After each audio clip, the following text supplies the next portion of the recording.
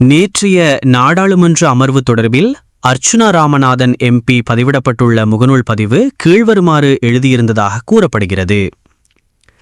ஜனாதிபதி நாடாளுமன்றத்திற்கு வருகை தந்து பல மணி நேரம் தொடர்ந்து உரையாற்றிக் கொண்டிருந்தார். அதை கேட்கும்போது 50 வருடங்கள் என்பிபி அரசாங்கம் இருக்கும் போல தோன்றியது. நானும் கதையை கேட்டு பிரமித்து போனேன். தேசிய மக்கள் சக்திக்கு இவ்வளவு பலமா என்று திகைத்திருந்தேன்.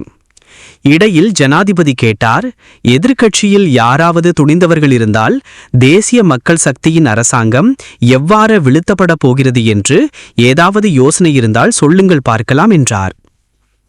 நான் நினைத்தேன், உண்மையாகவே எங்களிடம்தான் கேள்வியை கேட்கிறார் என்று நினைத்து கேள்வியை கேட்பதற்காக எழும்பி நின்றேன். சபையே என் பக்கம் பார்த்தது. ஆனால் ஜனாதிபதி திரும்பி கூட பார்க்கவில்லை. மீண்டும் ஜனாதிபதியை அழைத்தேன். சபை கூட திரும்பி பார்த்தது. ஆனால் ஜனாதிபதி மற்றைய பக்கம் பார்த்து கதைத்துக் கொண்டிருந்தார் என்று அர்ச்சுனா ராமநாதன் எம்பி தனது முகநூல் பதிவிலே பதிவிட்டதாக குறித்த வலைதள செய்தி கூறுகின்றது. இலங்கையில் லஞ்சம் என்றாலே மக்கள் பயப்பட வேண்டும். இலங்கை விரைவில் யாரும் லஞ்சம் வாங்குவதை கூட நினைக்க முடியாத நாடாக மாறும். சட்டம் அனைவருக்கும் சமமாக அமல்படுத்தப்படும் என்று ஜனாதிபதி அனுராகுமார திசாநாயக்கா வலியுறுத்தி கூறியுள்ளார். மக்கள் லஞ்சம் கொடுக்கவும் வாங்கவும் பயப்பட வேண்டும். சட்டத்திற்கு முன் அனைவரும் சமம் என்ற ஒரு அரசை நாங்கள் உருவாக்குவோம் என அவர் உறுதியளித்தார். சமீப காலத்தில் முன்னாள் ஐஜிபி, முன்னாள் கடற்படை தளபதி, மேலும் சிறைச்சாலைகள், மோட்டார் போக்குவரத்து திணைக்களகம், குடிவரவு மற்றும் சுங்கத்துறை ஆகியவற்றின் பல உயரதிகாரிகள் கைது செய்யப்பட்டுள்ளனர்.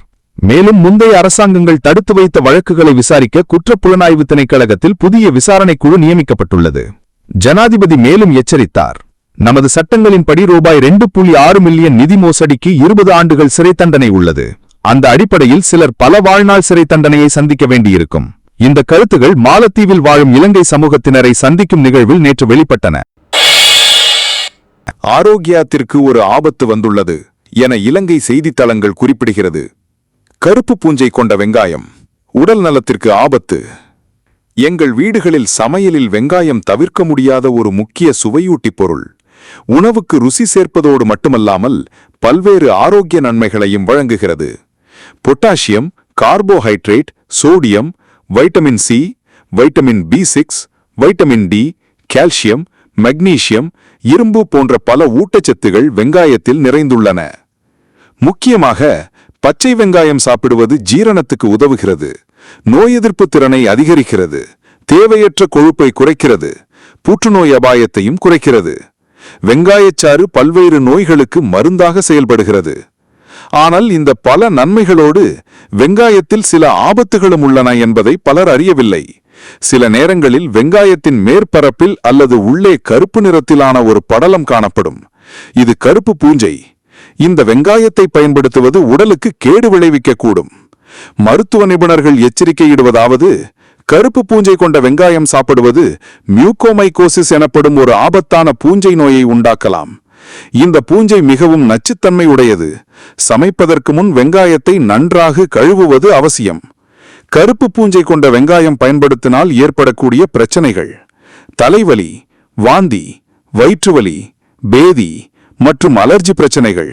குறிப்பாக ஆஸ்துமா நோயாளிகள் இவ்வகை வெங்காயத்தை முற்றிலும் தவிர்க்க வேண்டும். வெங்காயத்தின் வெளிப்புறத்தில் மட்டும் கருப்பு பூஞ்சை இருந்தால் அந்த பகுதியை நீக்கி சமைக்கலாம். ஆனால் உள்ளே கருப்பு நிறம் இருந்தால் அதை ஒருபோதும் பயன்படுத்தக்கூடாது. ஆரோக்கியமான வாழ்க்கைக்காக கருப்பு பூஞ்சை இல்லாத வெங்காயத்தை தேர்வு செய்யுங்கள். சரி நேயர்களே, எந்த ஒரு இடைஞ்சலும் இல்லாமல் உங்களது பணிகளை நீங்கள் செவ்வனே செய்து கொண்டு காதுகளால் உலக புதினங்களை அறிய வேண்டுமென்றால் எமது சேனலினை சப்ஸ்கிரைப் செய்து வைத்துக் கொள்ளுங்கள். என்றும் உங்கள் காதுகளுக்கு நம்பகமான செய்திகளை மாத்திரமே எட்டச் செய்வோம். இது AI24 யூடியூப் சேனல்.